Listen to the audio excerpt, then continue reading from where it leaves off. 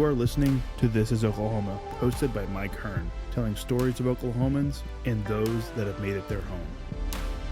This podcast was presented by the Oklahoma Hall of Fame, who've been telling Oklahoma's story through its people since 1927. Follow them online at oklahomahof.com and definitely on Instagram at oklahomahof. What's up, guys? Welcome back to another episode of This is Oklahoma. Mike Hearn here, host, back with another episode up in Edmond today at Z Studio. Zonly's in front of me. I mean, I've seen some of your work, and I know we've chatted a little bit in the past about getting you on the podcast.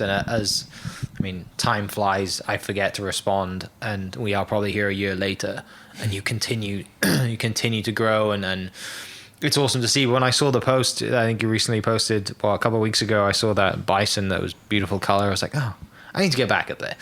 So heck yeah, man. Thanks for having me over. If you're watching the video, you'll see that we're in the studio. We're in the spot that you make it happen. Mm-hmm. There's paint everywhere, but like all great artists, it's a messy studio, but the artwork's clean, isn't it? So I guess starting out, man, I mean, what draws you to art? Like, how do you get into like paint and creating and kind of, being a creative? Oh man, I'm drawn to it. Like, it is something that's spiritually inside, man, that, no matter what, no matter where I'm at, even if I'm in the car and I'm driving and I see something, I'm drawn to it. I'm drawn to an animal in the sky, I'm drawn to a mural on a wall. I'm drawn to the color of a car going by. I mean, no matter what, no matter where I am attracted to the art and to the depth of it. And, I mean, I guess it's the world, everything just brings me in. So growing up, you just kind of always had a pad or a painting or something in your hand that you were drawing somewhere. Yeah. I've seen a few. My mom keeps everything. Yeah. You know what I'm saying? So I've seen a lot of the drawings and things that I've done from a young age, and I was on it from like very young. And crazy enough, I mean, she pulled out these ones from like a couple of years ago that she found that was from when I was like probably 5 or 6. Yeah. I'm about to take that style here at 28 and like flip those little characters that I was drawing and put them on like on a major level. So 6-year-old design coming, 20 years later, still legit. So right. Yeah. That's sick. So when, I guess, I mean, were you, growing up, just always kind of drawn to color and always drawn to creative and stuff? I mean, so you must have hated school. Like most artists and creators, like school is not fun.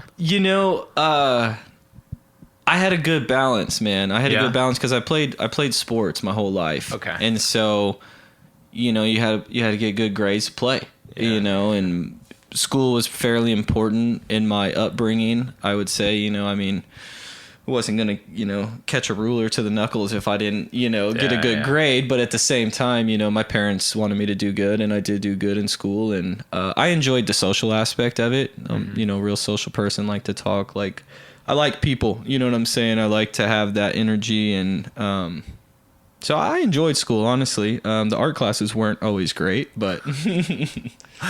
It's kind of like that scene in the Fame movie where the guy's on the piano and he's like doing the teacher's having him play piano very classically, and he's like, I don't want to do this, I want to do my thing. Right. He's just like, I want to go create. I don't want to stick to the color wheel. I want to go do my own stuff. Absolutely. And it's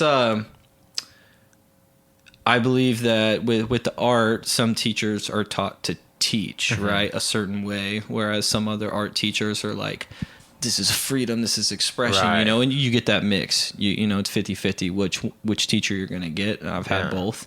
And, some let you do your thing and other ones want to, Yeah. But so you're into athletics in high school then. Does that kind of take you into university and you think, I want to go play somewhere in university? From early age, from like T-ball, you know what I'm saying? So what is that, 5, 6, 7 years old, I was playing baseball, and I always knew, I was like, I'm gonna play college baseball. I just always had this thing in my mind, I'm gonna play college ball.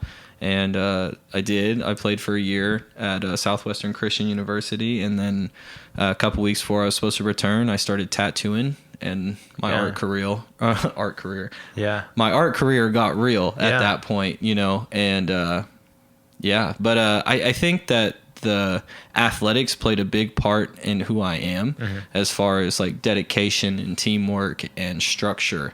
So, you know, I give a lot of credit to that, and you know, it was a good thing. Yeah. So up until that point, then you kind of it was just kind of a hobby on the side. Were you selling anything at that point? So the only thing that I was selling at that point was my senior year of high school and freshman year of college. I started creating custom white vans. Okay. So I would draw different characters on the, you know, customize them for people. And I remember I sold my first pair for $40, and then, you know, then it went up to $60, and then by the end of it, I was charging about like $140 to $150. Yeah.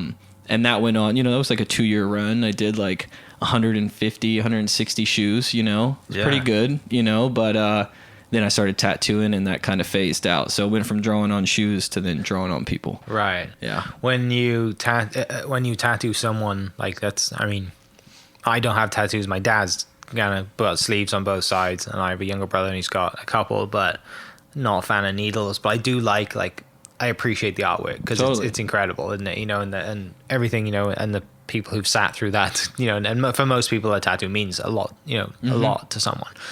What was that first like when you first, you know, I mean, do you just have friends like that are in the tattoo business? Is, hey, you're an artist, you should draw? Like, how does that come about? So my cousin, he's not like my blood cousin, but he's my cousin. He's my brother. You know what I'm saying? He moved in with us from California, because we're both California natives. I moved here when I was 16, and so when I was 20 years old, he moved in with us, and he was sleeved up on one side. Yeah. And so when I went out to California to go get him and drive back with him, I had my first experience in a tattoo shop, you know, and it was sick. I got to see the guy draw it like from scratch, like on the arm. He freehanded the whole piece, and I was very like, it was a moment that I'll never forget. You know what I'm saying? And so when we got back home, he was like, bro, order a kit. I'll let you tattoo on me. Let's do this.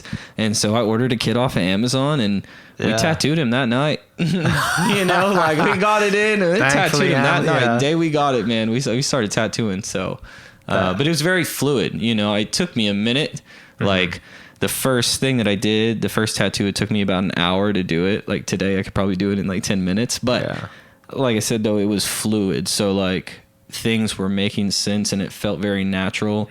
Called up my buddy, tattooed him the next day, and within about 3 or 4 tattoos is when I made the decision to quit baseball and quit college and focus on art. I can really do this. This is a 100%. Career path for me, rather than going to school, getting a degree, and becoming an art teacher or whatever it is. Or you know, because you're right. Like, people that get into art, you know, there's a lot of people who do it as a hobby and it's a side business, right? There's not a lot of people who do it full time and they say, I am an artist, right? And like that's my full time income.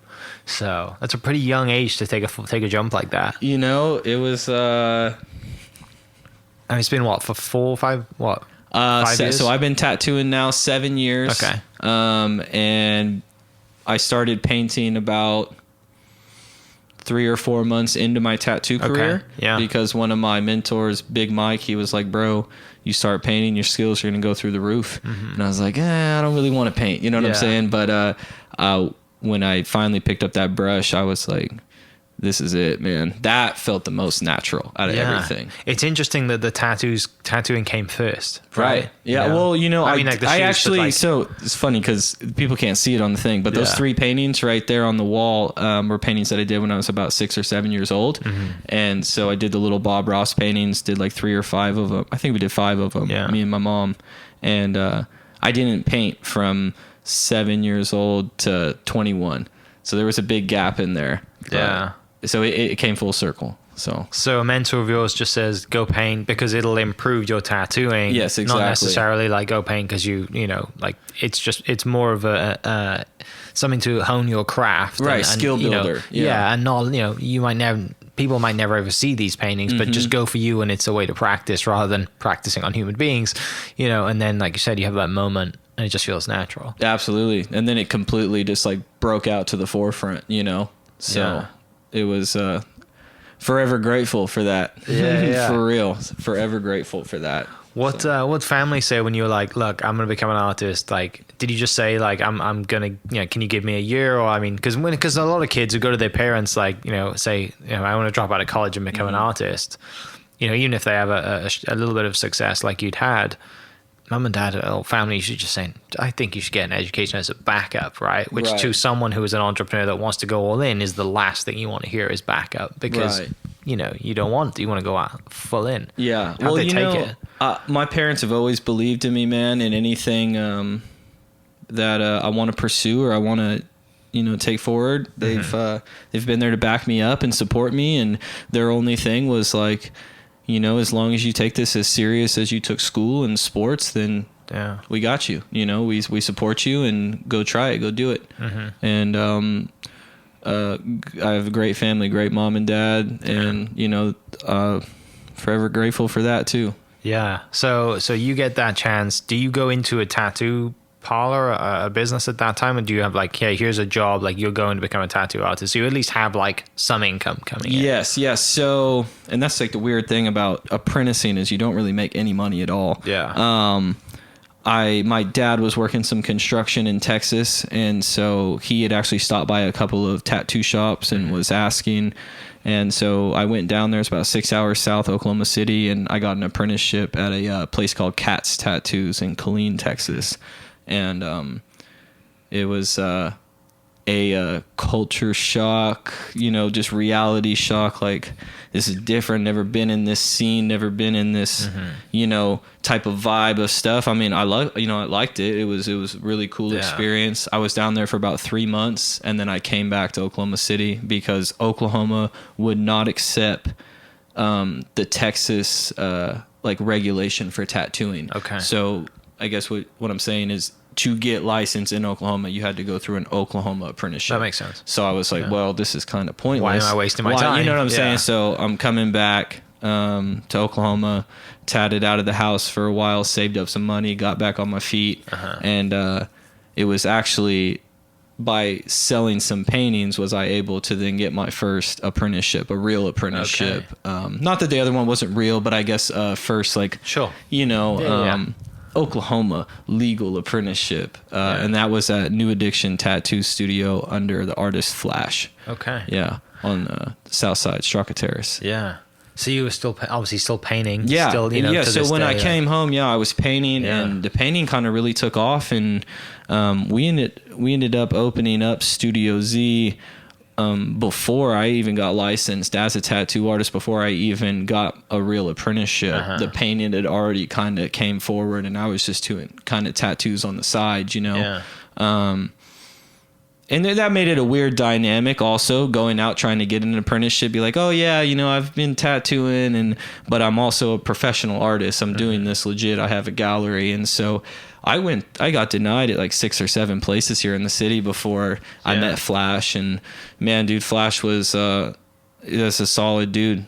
And he was the first guy to look me in the eyes and have a real conversation with me, and like just respect me like as a human and as an artist. So yeah, shout out Flash. Yeah. Well, when was that? What year was that? That was, oh man, I was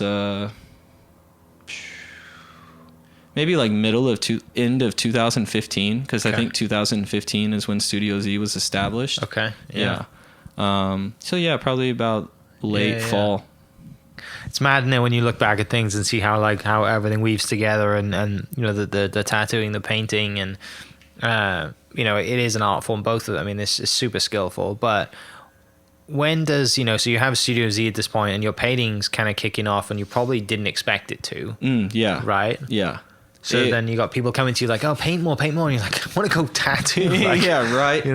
That's a weird balance of it, It was like tattooing was immediate, you get your client, you have your tattoo, you make some money, and then painting, it's like, well, I paint this painting, it might sit here for 6 months, it might sit here for 6 years, and then sell, who knows, but the cool side of that was I was slowly getting hired for live painting gigs, and before COVID happened, it started being 4 to 6 times a month that I was going and doing a live painting for a nonprofit or a charity organization here across Oklahoma. Yeah. And I mean, it's crazy. My mom was just going back through like our catalog of who we worked in. We've worked with over like 150 different organizations here. Mm-hmm. That's crazy. Yeah. You know. So it did pick up, and it is now, you know, full speed, and we're getting back into the full swing of things. COVID is still kind of, we're trickling away from that, but. Yeah, I think that's where I first saw your work, was like, I think someone had taken a picture, or you might have even posted you doing a live painting. Mm-hmm. And I, you know, and I saw that, and I think you might have been doing, you know, like you'd done it upside down or whatever it was, and then you flip it around as a bison. It was like, oh, sick. You know, and it's a great marketing tool for your business, right? Because you're in front of all these people, like showing everybody there, they're like, I can do this. Yeah, totally. You know, doing it live. Mm-hmm. I mean, you're putting yourself on the stage, aren't you? Under the spotlight. Like, can I get another canvas? I messed it up. Like, just paint over it. Like, that's the worst, man. When you get down that hole and you're like, this is not looking right. Oh my gosh. And you just, it's like the confidence is key thing. Yeah. It's like, that's a good painting. You know, other people will be like, okay, that's a good painting. You know what I'm saying? So as long as I'm not quivering and shaking at the knees while I'm doing it, everyone's like, okay, that's what it's supposed to look like, you know? Yeah. Because for the most part, they're not going to know. Right? Exactly. And if you're at a fundraiser, most people are drinking. Mm-hmm. So you can get away with it. Yeah. Usually the ones with alcohol go a little bit better, but hey. Well, and from that, I assume like the people who are there, you know, they eventually become customers of yours, because they might come to you, you know, especially if you've done 150 events or work with organizations. They're going to, you know, pick up the phone and say, hey, like, I love the work, but can I commission you to do a piece 100%. For me? And that's been the great things about it, is because, you know, at each of these events, there's at least 100 to 300, sometimes 500 people there. Yeah. You know, that person might not buy one that night, but they're like, okay, that's cool. And then they keep seeing me around. They're like, I got to go to this guy's gallery. Right. What else can you do? You know, can you paint me a landscape or a bear? You know? And it's like, yeah, I totally can. Yeah. Come to the gallery, check it out. Let's, you know, sit down, let's talk, you know, look around. There's like 100 paintings here, you know? Yeah. So I don't just do bisons. There's exactly. Stuff. Yeah. You know, it's full spectrum stuff. So, yeah. So, you know, like we were just saying, you know, the painting side of things really kind of picks up when you don't expect it, but you know, you still have that passion for being a tattoo artist. Yes. You know, take me through I guess this last kind of 6-7 years of like balancing both of those. Oh man. Because they both require a lot of time. Totally. So tattooing that first, so I was lucky because a lot of people that have to do an apprenticeship, which if you're going to do it, you can do an apprenticeship. It's 1,500 hours, that you have to accumulate 1,500 hours. You have to get it signed off like monthly and send it into the state, and they approve it. But a lot of people have to work during that time. So, you know, you got your side job, you're at Whataburger, you're, you know, helping roofing a house. You know, I was able to go into my booth and I was able to paint, you know, flash. I was blessed enough to have my own little 10x10, and he let me just set up my easel in there and just get after it. And sick. So I was able to paint all day and prepare for art shows and be able to do the live painting gig on the weekend and be able to just rack up my hours, because it was crazy hours, bro. We were working like 10 hours a day, Tuesday through Thursday, and then Friday, Saturday was 12 to 12. Yeah. And, you know, some days we would go home early, of course, if it was super slow. But for the most part, I mean, just getting thrown in, it's like, damn, that's some hours, bro. You know, I hadn't been like thrown into my own craft like that dedicated that many hours, but it was probably the best thing ever because I had no choice but to create art. Right. And so it was the best thing. But that was a process, man. So after that took about 9 months to get that 1,500 hours. And then I started tattooing. The day that I was able to like legally tattoo, I did 2 tattoos that night, and then I was hustling, bro. I was doing as many tattoos as I could. Yeah. And that stayed pretty heavy for, you know, another 1.5 or 2 years, and then he decided that it was time for him. You know, he had done his time, and that he was gonna close down New Addiction. And when he decided to do that, I made that, you know, executive decision to say that I wasn't going to go work for anybody else tattoo wise, and that I was going to convert Studio Z into Studio Z Tattoo and Art Gallery. Okay. And so when that happened, that was 3 years ago.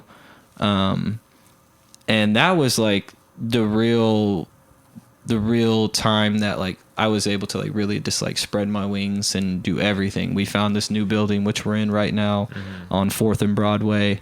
And, you know, we put in some money into it, flipped it. And, you know, now we've got tattoo studio, music studio, place to build sculptures, place to paint. It's like everything artistic. I've got it under one roof, and I can just move from station to station, just continuously flowing. Yeah. That's all you need, isn't it? Yeah. Yeah. I mean, you like, build your own space.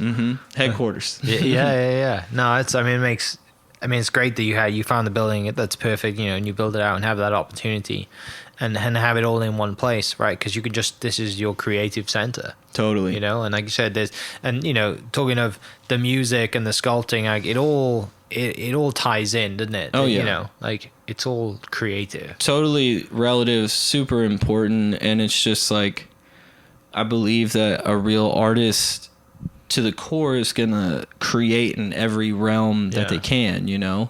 And that's a great, we're expanding. We're building a second gallery on 4th Street. It's going to be a full-size recording studio and full-size gallery. So Studio Z2, really excited about that. Yeah. And in between, we're actually opening up an event center for weddings and concerts. So nice. It's just the art, the tattoos to the paintings to the music and the sculptures to event centers to another gallery. Man, it's just keeps growing to NFTs now. You know, it's everything is just all, man. Yeah.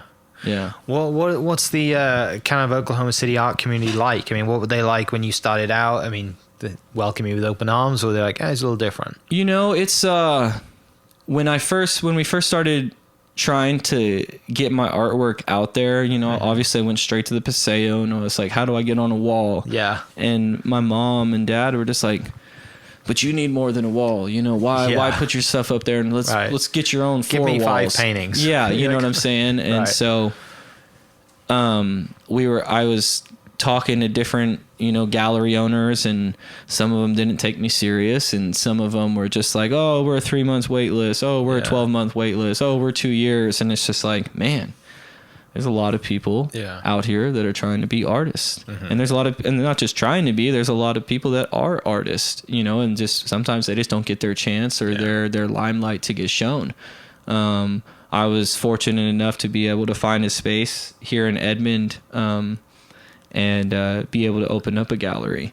And with that being said, you know, I was able to get exposure, and, you know, one thing led to another, and started getting offered gigs to, you know, paint live. And I had never painted live before, but I was like, well, you know what, guess what? Throw me into the water, see if I sink or float, you know? I floated. Yeah. Still doing it. We're still doing it. Backstroking. I'm a terrible swimmer. Where does the one of the other times that you got mentioned when I was doing a podcast, I did a podcast with Visit Edmond for a while. We did like 6 episodes, or 5, something like that. And it was right around Valentine's time, and I think you'd done like one of the love sculptures or something. Where does the like mail work and sculpting start? So, because that's a whole nother animal. Yeah. I did not know how to weld. I'd always been a little interested in it. The first sculptures were actually made out of reused bicycles, so like junk bikes that we went and picked out, and we just like tack welded them together. The first one I built with my uncle, and I built the design out of these little toy bikes, and super glued them together. And I was like, okay, this is what I want to build. And he was like, okay, let's do it. You know, and got the welder out, and we put it together in like 8 hours. You know what I'm saying? And I mean, he did the majority of the welding, you know, 99% of the welding, you know, but I was learning and I was watching. And then the second bike sculpture, I got to put most of the welds on that. And then the elephant sculpture, I got to put the welds on that. And then I had a buddy come in that's a certified welder, and he just kind of, you know, cleaned it up and made it real solid. And then as far as like the love statue, you know, those were kind of like my first little get started stuff. The love statue was actually a collaboration piece, where it was like 10 people involved. You know, the first guy, which was Matthew Myers, he had this idea of like the Lovelocks Bridge, I think in Paris. Yeah. And he's like, I want to figure out a way to bring that to Edmond, but we don't have a bridge. We don't have water. Yeah. You know, and maybe it'll be a heart and we can put little hearts in it and something with a heart. And so we designed this thing with a heart, and it had hearts in it, like a fence that you could lock your locks onto. And then my dad was like, well, what if we go bigger? What if we spell out love? And it's, you know, it ended up being like 42 feet long. Yeah, it's massive. It's huge, you know. And so my buddies over, I think it's Prime Design Metal, Ben Lee and his crew, they cut out the letters for us and then had them delivered to us. And we actually built the statue down the street at, well, actually, we probably built it at my parents' house, and then we finished it off down here at the new sculpture facility that we have. And after we, you know, put it together, and then we junkyarded some of like the base sculpture, or like the base footing for it. So we've got like new metal, old metal, welded together, and then we had a crew come in and sandblast it, and then we took it across the street to the powder rangers, and then they powder coated it, and then getting it delivered, and then having the guys from Ditch Witch like install it. I mean, by the end of it, there was probably like at least 15, maybe even 20 people that like had their hands on these letters, you know, which is, I think that's super cool, you know. Not many people know that, you know, that like a painting for the most part is just me, a brush on the canvas, but like some of these sculptures, it takes a freaking crew, and it's really cool to see everybody come together and collab for, you know, something that's going to be there for however long. I mean, it could be forever, you know what I'm saying? Definitely my lifetime, and see, you know, this is going to see hundreds and thousands of people. So it's awesome. Yeah. Especially because it's a community piece. Exactly. It, you know, and it's out there. And I mean, every time you drive by it, I'm sure you just feel great. Like, it's I cool. had a part in that, you know? It is like, super cool. Yeah. I'm sure your mom and dad feel great too. Oh yeah. Yeah. Right? Like, no, the mom and dad feel good. We might have to get them on the next podcast. Do they have any creative juices? Were they like creative growing up? Totally, man. I mean, you mentioned painting with your mom. Yeah. My dad is like, can build pretty much anything, can fabricate anything, you know, and like I can even remember when I was younger, they did him and my our neighbor at the time, John, they made these woods cutouts of like all of the Rudolph characters and the Abominable Snowman, and I mean they even hand painted them, you know, like, so I mean he's crafted on that side. My mom she can paint and she can cook crazy. That's an art form itself, you know what I'm saying? And you know, their moms were both talented in that way, or, you know, I mean, it's just, I think in every certain way, everybody has had their artistic, you know. They're familiar with the space. Exactly. Which is good. Yeah. Yeah. We're in your little, one of the rooms that you have at this building, and got some artwork on the wall you're working on. I mean, right now is a crazy time to be a creator, whether it's digitally, or I mean, especially if it's digitally, or just, you know, as a creator in general, because even if you paint something, people could take a photo of it and then make it into an NFT, like you mentioned earlier, or something else. But I mean, as an artist, how does that generally, like the evolving time of art, how does that make you feel? And I mean, I just guess as an artist, how does that make you feel with the current state of creating an art at the moment? You know, I think you kind of got to roll with the punches, man. Yeah. With anything in life, you know, and with the art and the art changing, you know, I just think that if you're with it, you're with it, and you're going to find a way to adapt and overcome and be out there. So, you know, if paintings go extinct, then I'm going to figure out, I'm still going to paint, but I'm going to figure out a way to put my artwork out there. You know what I'm saying? I'm going to figure out a way to design on the next level. And I think that's like my whole progression as an artist, and as, you know, maturing in the space and in the craft, to just continue to get better, continue to elevate and go into new platforms. And I think that's just all part of it. And I'm excited for it, honestly. For me, it's kind of like competition wise, sports wise, like, all right, let's do it. You know, what's next? Yeah. Well, and you, just as I walked in, I kind of glance around, and there's more than, there's not just, like I said, pictures of bisons. Like there was some cartoony type character looking. I mean, it's, you're always doing something different, and especially back to tattooing, like you're tattooing what generally someone else's idea. 100%. So it's always different, which is good. But what do you enjoy painting the most, or what do you enjoy tattooing the most? Oh man. They're just ones that you're just like, I got this. Like, this is just... There's stuff that's just like, I got it in the bag easily. Like, I can paint a buffalo pretty much any shape, direction, size, color. Whatever, Probably could do it with my eyes closed. Yeah, that's the next live painting. Yeah, we've talked about that. Like, do it blindfolded. Right. But love painting the buffalo, man. It's just so spiritual for me, and I love that. I love doing abstracts, though, at the same time. Like, just being able to release on the canvas and come in and just throw paint and not even have a care in the world. You see in the studio, there's paint everywhere, anything that's like high energy like that, I love to do. Portraits, that's a little bit harder for me. I still love to do it, and I still do a great job of capturing that energy, but it's not as like jumping around, vibing out and lifting weights and throwing paint, high energy. It's a little bit more sit down, get locked in, do it. And that's more for like, that's more of like, I don't know, like connection to the soul, connection to the heart. 'Cause you're creating something for someone that's like usually in memory of someone, or, to, signify their importance, which is a cool thing. Tattooing, my favorite type of tattooing, is like, a very bold black line with like a very thin, super thin, like detail line. So technically, like my favorite setup is an 8-round shader to line with, and then a single liner to do detail work with, and then like doing kind of like a pepper shading effect where it gives it like a kind of like a little bit of dotting look to it with a gradient from, grayscale to like light gray wash. Gotcha. That's like my favorite stuff. Yeah. Tattoo wise, but.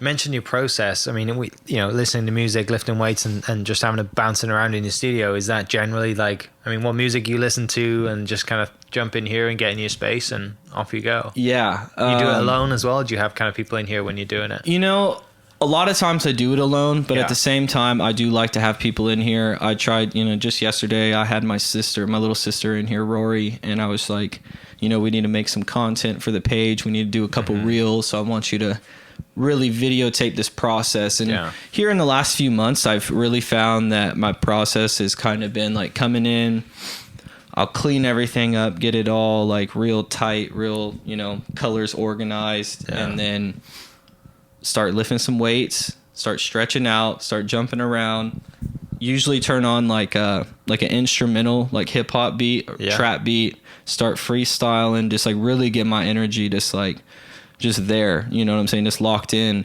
and then at any second I just turn around and I start going after it. But I also, before really any of that, I do pray on the canvas. For me, when I get down on my knee or both my knees and I put my hand on the canvas, it just, and I say these words over it, man, it just, for me, it makes me feel like I connect with that piece, and no matter where that piece goes, whatever I said in that canvas is going to speak to people. Yeah. And maybe only a portion of it speaks to you, but in the grand scheme, all that is going to be heard or seen by people. Yeah. So.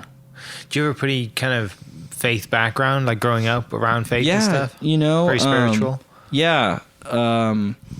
Raised, Christian. I think we went to like I think it's Baptist. It was Coffee Creek Baptist Church. But, that was when we moved here to Oklahoma. We didn't really go to church too much in California that I can remember, but we always prayed, said grace before dinner, and didn't really, that was kind of something that my parents really let me find on my own. Yeah. And, I'm like happy for that, because I have some friends that were, it was a little bit forced upon them. Yeah. And I've seen kind of some fade effects from that, and so I was glad that I was able to find that my own way, and through my own experiences. And as once I moved here, and when started getting into the painting side, I got to really find out more about like my native history and my cultural history on that side. And so to have like both spiritual elements from each side, really has been really positive on my life and very influential on my life. And I think even the people around me are affected by that positively, you know. Is that why the buffalo so kind of such a big part of your life and your work is from the native side? And it, you know, it's a very sacred animal. Everything that, I mean, you can look up on Google for yourself or look into books or talk to a native elder, you know, and they'll tell you that the significance behind it was very strong. You know, they used every single piece and part of, you know, the buffalo or the bison, Yanush, Tatanka, you know, whatever you call it, they used it, you know, and they were grateful for it. They prayed before they would go hunt it. They followed, they migrated with it, you know. It's just crazy, man. It's like, I read once, many times, but it stuck with me from the first time I read it, but they didn't classify like the buffalo or the bison as like animals. To them, it was like them. It was an extension of them. I think they called it the four-legged nation, whereas we are the two-legged nation, right? But that's not an animal. That's a being, and that's important, you know? So. Yeah, it's special. Real super special. Yeah. I mean, didn't grow up around. I mean, we have cows and sheep in Wales and all the rest of it, but we don't never see any buffalo or bison. So I remember the first time I saw one, I was like, this is awesome. Beastly. Like, you know, just like how thick their fur is on their forehead, and just like how big that forehead is as well. Awesome creatures. Coming into the present day, then, you know, what's kind of like, you know, what are you working on at the moment? You know, what are we creating? What's the timeline on if someone comes to you today and says, I want you to paint me something? I mean, what's kind of just general life like right now? So life right now is very fast paced and very hectic, but it's all like a good hectic, you know. We're building an event center next door. It's going to be called The Gin. For weddings and concerts, pretty much any type of event that you were wanting to have, our facility could probably handle that, small or big. So with that being said, that's been an in-house project that me and my family have been working on, and so we're working on that during the day usually, and then I'll tattoo during the evening, and then in the night I'll start painting, and I could be up all night, and that'll migrate into making music, and then hop back in here and probably finish the painting and possibly be done around 4 or 5 a.m. And that's kind of, and then wake up at 10 a.m. or 9 a.m. and do the same thing. So when I get a commission piece or someone comes to me and was like, hey, I want this, it a lot of the times has to do sometimes with what it is. So if it's a portrait, it might take me a little bit longer. If it's something that's like super inspiring to me, I might go home and paint it that night. You know what I'm saying? I might step over and just be like, I'm in the zone, I'm feeling this, and it pops out quicker than something else. So I try to tell people, you know, anywhere between 2 to 3 week kind of turnaround time. But in some cases it could be, 24 hours before it's turned around. Tattoo wise, I usually book that out at least a month, 2 months ahead. Right now it's been a little bit difficult. So any of my tattoo friends and clients and family out there that I haven't been able to tattoo, we have a lot going on, and it's been a crazy thing to try to balance all of it.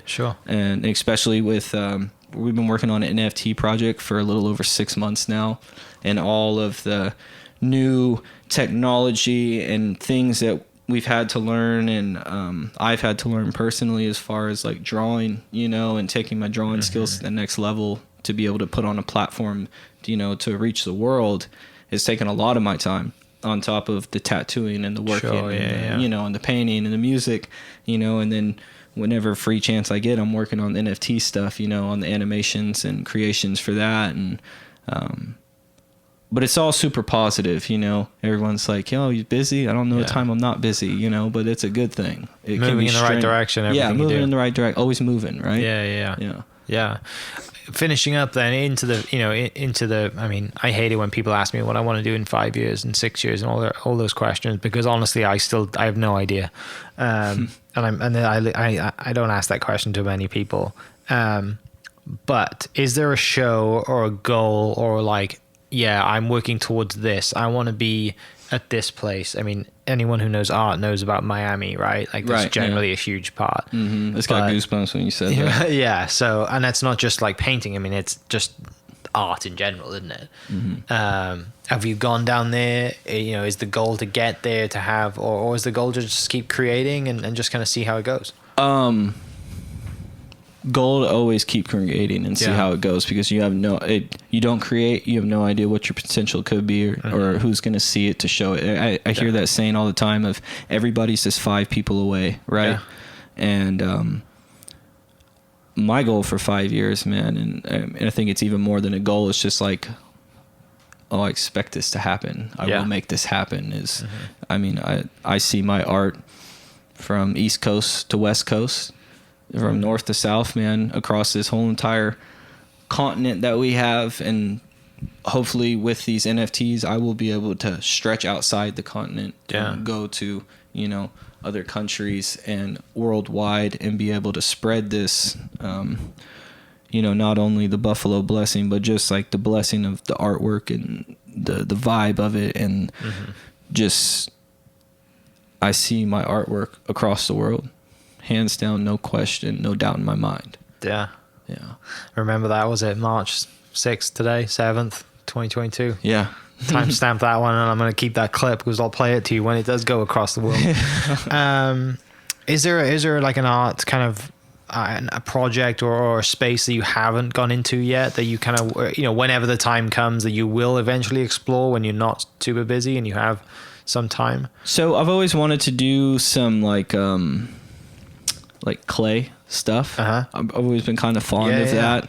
And I think that's a great thing. So it's like, okay, you've got, you know, a Zonly painting on your wall, and now you need like a Zonly sculpture inside your living room, or, you know, inside your front door, you know. And so I see that in the future for sure, and being able to work with that. Plus I'm good with my hands, so I feel like I can sculpt and, you know, maneuver what I have in my mind into that little 3D. Yeah. Get yourself a mold and off you go. Yeah. My wife's family side is Native American, and her granddad was into the sculpting stuff. Yeah. And like some of the stuff that I've seen of his, I'm like, well, I mean, that's some serious creativity right there and some serious work. Like those guys are amazing. Yeah. So I definitely know what you're talking about in that, and it'll be awesome to see. I mean, just to create like a clay, you know, buffalo first or head. I mean, anything, man. Right? Just to have it. Like whatever comes. You know, it'd be really cool. Yeah. But cool thing. Go ahead. Oh, it's just a cool thing was that, I mean, you make that, and then you can get that blown up life size. That's the cool thing with that, is like you just, you know, just kind of like sketching on the paper and then getting the metal printed and then, you know, putting that together. So it's gonna be sick. Yeah. Finishing up, I guess one thing I should have asked you at the start. What does your name mean? So Zonly means Z only. That's how it's spelled. Yeah. It stands for Z only one. And my dad came up with that years before I was born. Yeah.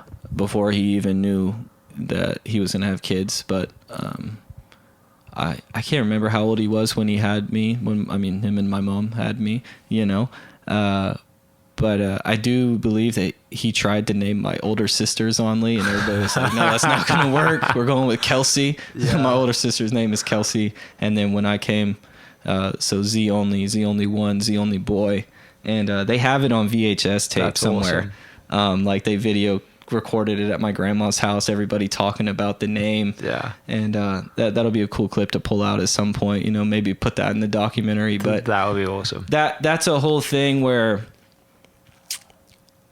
it's like written before I got here, right? Mm-hmm. So like I feel like I walked into something that was already kind of shaped and molded for me, and I really do believe that. And I think I love my name, man. They gave me Robert, that's my dad's name, as my middle name for a backup, but I've never, you know, it's Zonly, man. I love my name, and I'm grateful for my name and grateful for my parents that birthed me and gave me that name. So yeah, I'm glad you explained that, because a lot of people would just see you and think, oh, that's his artist name. Mm-hmm. You know, they wouldn't expect the backstory that you just told, which is super special. For people listening, how can they reach out? How can they get in touch? Like, where can they follow you? All that good stuff. All right, so ZonlyLooman.com. at Zonly Looman on Twitter and Instagram, at Buffalo Blessing on Instagram, buffalobros.io. That's pretty much everywhere and anything that you would need to know. Also, if you're into listening and you like to soothe your ears, you might want to listen to some good music. That would be Alive, Artists Living Iconic Visions, ALIV. We're on Spotify, Apple Music, SoundCloud, pretty much every streaming platform. Alive is on there. All right. I'll do my best for people listening. Put all of those links in the description so you can go right there and soothe the mind for sure. And then also check out Zonly's artwork because it speaks for itself. It's awesome. So, mate, thanks for taking the time out to come chat. Thanks so much, man. I'm excited to hear some reviews. Hopefully someone listening comes into the studio one day and says, I want a piece. So that's my goal, is that someone listens to this and says, I want some of your artwork, and you get paid for it. So. And they want the This Is Oklahoma discount. Oh, yeah. Tell them to keep going, right? Because I don't get that discount. That's one thing one thing to that point, finishing up. I people said to me, do you get discounts everywhere? I'm like, one, I know, but also depending on the context, I don't like it. Right. Like if someone's for example, yourself, if someone's working in their craft really hard, like I feel bad being like, oh, I'm an influencer. Can I get a discount? Right. No, but you get the discount. Yeah, bro. Exactly. So, but anyway, it's just a little rant on my end. But man, thanks so much for taking the time out. I really appreciate it. Yeah, thank you. Excited to watch you grow. Excited to see, different pieces come in. Excited to see the NFT project. You're working hard on that. Yeah. And obviously the event space that you're doing with your family. That's cool to bring them in and for have them be involved. Totally. So, for people listening, I'll put the links in the description and we will catch you next episode. Cheers. This podcast was presented by the Oklahoma Hall of Fame, who've been telling Oklahoma's story through its people since 1927. Follow them online at oklahomahof.com and definitely on Instagram at oklahomahof. Catch you next episode. Cheers.